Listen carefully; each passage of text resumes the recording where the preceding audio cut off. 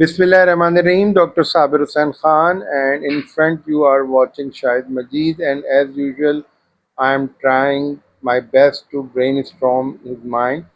So, Shahid, my question is very simple, and this time I am not going to talk much. You are going to tell whatever inside your mind while coming to answer my question. And my question is very simple.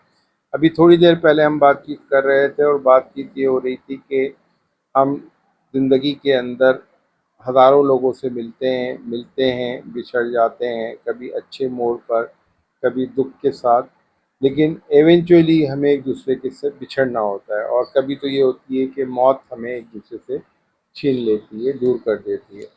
تو basically جو بات ہو رہی تھی، میری theory بھی یہی ہے، تم نے بھی یہی کہا سمجھا، تو بیسکلی ہر انسان مسافر ہوتا ہے۔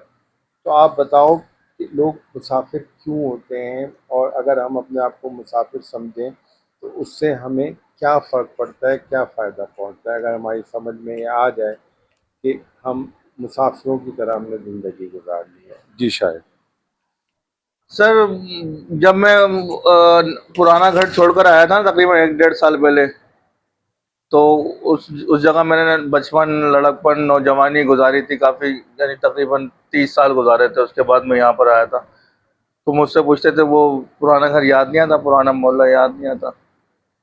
یار میں نے یہ کہا کہ یار فائدہ تو نہیں ہے کچھ یاد کرنے کا،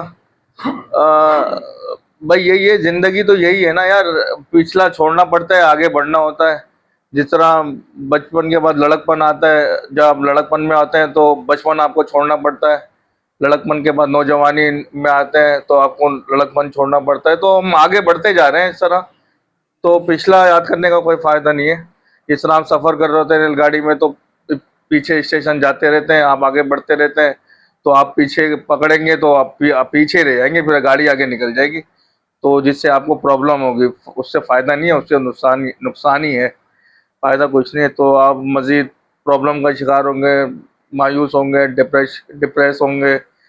تو یہی ہے زندگی، یہی ہے کہ بس آگے بڑھنا ہے۔ اب آگے جو آپ بڑھنا ہے اس کو صحیح طریقے سے لے کے چلیں، یہ زیادہ بہتر ہے۔